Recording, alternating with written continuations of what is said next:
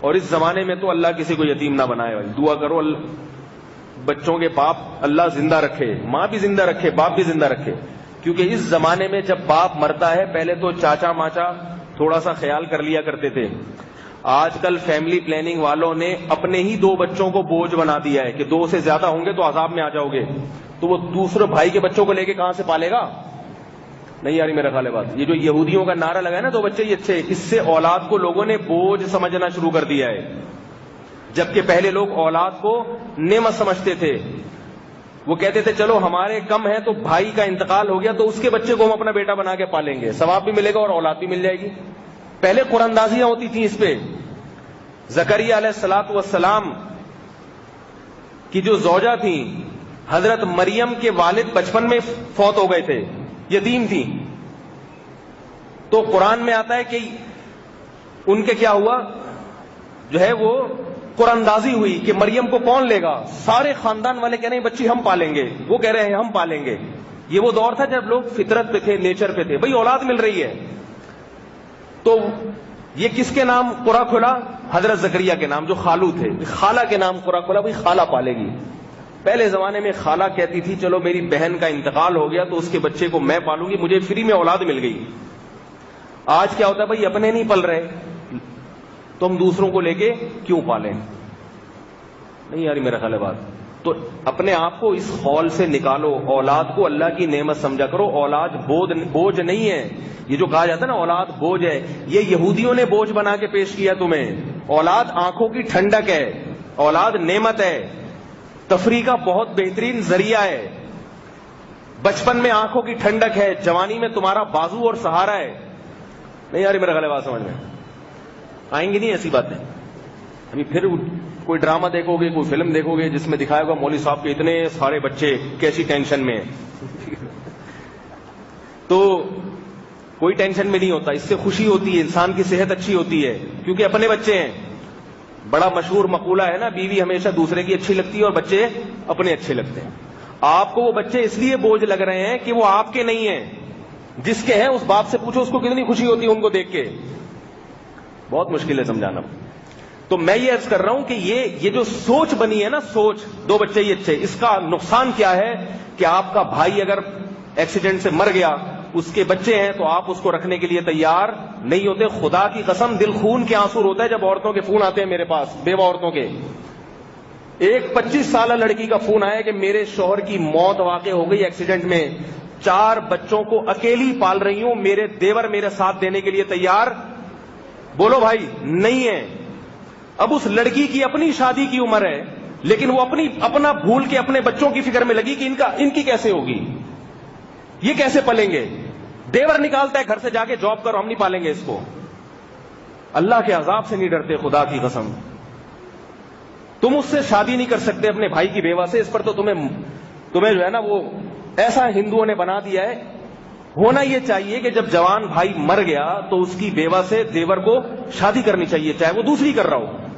اس کا فائدہ کیا ہوگا, آپ کے گھر کی امانت آپ کے گھر میں رہ جائے گی عزت کے ساتھ, اور اس کے بچے آپ کے ہو جائیں گے. کتنی فضیلت ہے یتیم کے سر پہ ہاتھ پھیرا, ایک جتنے بال آئیں گے اتنی نیکیاں.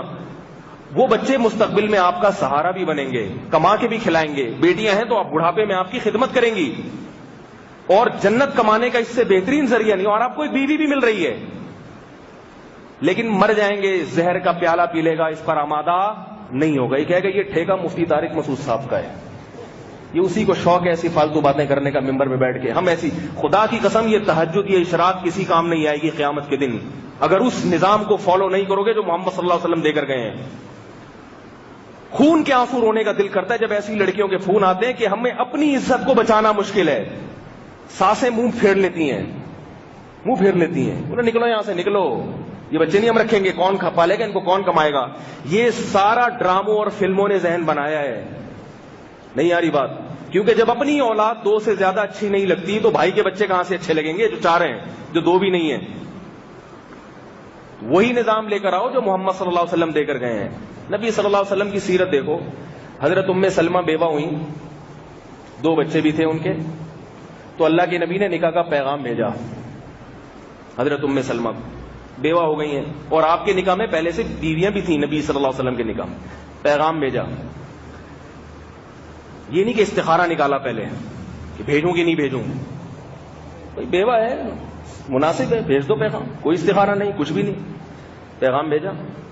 ام سلمہ نے فرمایا یا رسول اللہ میری عمر بھی زیادہ ہو گئی ہے، میری عمر زیادہ ہے، کسی نو عمر لڑکی سے نکاح کر رہے ہیں آپ، میری تمہیں تو زیادہ عمر کی عورت ہوں، اور میرے بچے بھی ہیں، میں ان بچوں کو کیسے چھوڑ کے آ جاؤں؟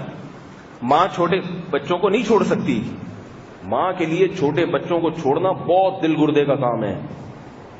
تو آپ صلی اللہ علیہ وسلم نے کتنا خوبصورت جواب دیا۔ ہم کہتے ہیں ہمیں شادیوں کے لیے اللہ نے پیدا نہیں کیا، سمجھ میں آ رہی ہے بات؟ ہمیں اللہ نے شادیوں کے لیے پیدا، بول لو بھائی، میرے اوپر یہی الزامات لگتے ہیں جب میں ایسی بات کرتا ہوں، کہتے ہیں ہمیں شادیوں کے لیے تھوڑی پیدا کیا اللہ تعالیٰ نے، شادیاں شادیاں شادیاں گرٹ لگا کے رکھی ہوئی ہے۔ جو مسائل اس دور میں عورتوں کے ساتھ تھے اس سے کروڑہ گنا مسائل آج ہیں، کروڑہ گنا مسائل آج ہیں۔ ام سلمہ بیوہ ہوئی تھیں، اگر نبی شادی نہ کرتے سینکڑوں رشتے اور مل جاتے ان کو، اور اگر نہ بھی ملتا تو ان کو کسی برائی میں پڑنے کا اندیشہ، بولو بھائی، نہیں تھا، ان کے بچوں کی جائیدادیں ضبط ہونے کا مسئلہ نہیں تھا۔ تو نبی نے پیغام بھیجا نکاح کر لو مجھ سے۔ فرمایا یا رسول اللہ میری عمر زیادہ ہے اور بچے بھی ہیں، میں کیسے چھوڑ کے آؤں بچے؟ تو جواب دیا آپ صلی اللہ علیہ وسلم نے، فرمایا اگر تمہاری عمر زیادہ ہے تو میری تم سے بھی زیادہ ہے ٹھیک ہے نا، تو میں کون سا بالکل نو عمر ہوں، میری تو تم سے بھی زیادہ ہے۔ تو انسان اپنی ایج کے لحاظ سے، مرد کی خواہش ہوتی ہے اپنے لحاظ سے تھوڑی کم عمر دیکھے، یہ ایک مرد کی فطرت ہے، لیکن اس میں اپنی عمر بھی دیکھے وہ۔ تو نبی نے کتنا آسان جواب دیا، فرمائے تمہاری عمر اگر زیادہ ہے تو میری تم سے بھی زیادہ۔ رہا مسئلہ بچوں کا، فَإِلَى اللَّهِ وَإِلَى رَسُولِهِ، تو اللہ اس کے رسول کے حوالے، مطلب لے آؤ وہ بھی لے آؤ۔ تو حضرت عبد الرحمن ابن ابی سلمہ نبی کی گود میں پل کے جوان ہوئے ہیں، اور یہ اس نبی کا حال ہے جس کے گھر میں کھانے کے لیے روٹی نہیں ہے، پھر بھی کر رہے ہیں کہ بھائی اگر روٹی نہیں ہے تو ان عورتوں کو تو ٹھکانہ دینا ہے نا، جس اللہ نے جتنا کھلا دیا تو چلو اس غربت میں ایک اور شریک ہو جائے گا، کچھ صبر شکر میں کر رہا ہوں، کچھ یہ میرے ساتھ کر لے گی۔